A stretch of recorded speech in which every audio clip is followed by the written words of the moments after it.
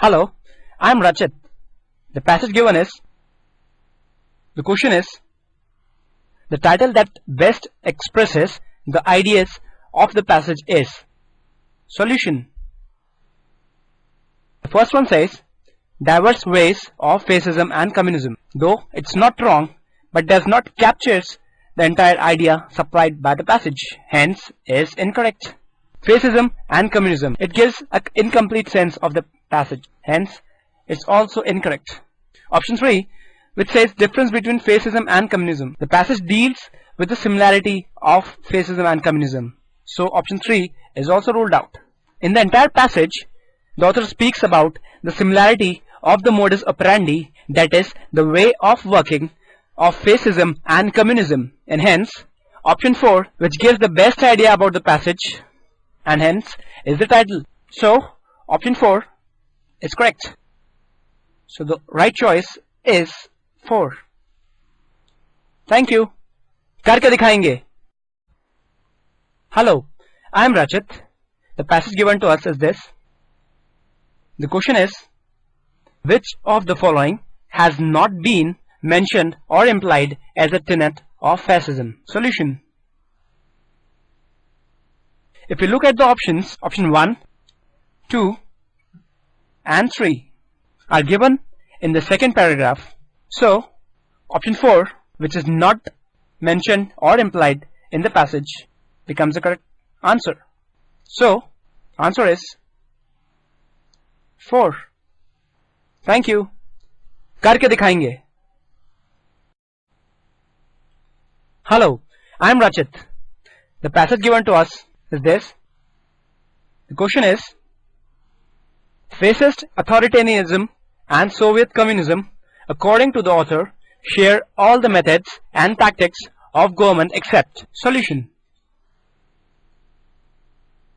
If we carefully go through the passage, we come to know that in communism, opposition is not abolished altogether. That is, in communism, opposition to government is not abolished altogether. But on the other hand, in fascism, the opposition to government is abolished altogether. Hence, this particular point becomes the differentiating point. If we come to the options, we'll see option 3 captures the gist of we just said.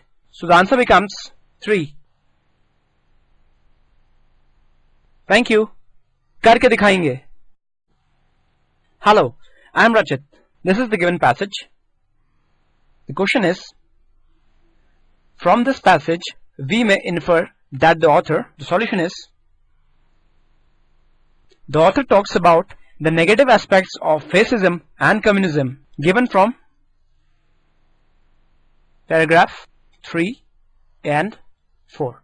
Hence, he condemns both fascism and communism. So the right option becomes 4th, which says condemns both fascism and communism. So the other options are ruled out. So the answer is 4. Thank you. करके दिखाएंगे. Hello, I am Rachit. This is the passage given, and the question is, pseudo-constitutional coup d'etat means. Solution. Pseudo-constitutional coup d'etat is a French phrase which means a sudden overthrowing of government and seizure of powers by others. If we go through the options, option 1 fits in the meaning of the phrase completely, so becomes the right choice, and hence option 2, 3 and 4 are discarded. So our answer is first. Thank you. करके दिखाएंगे.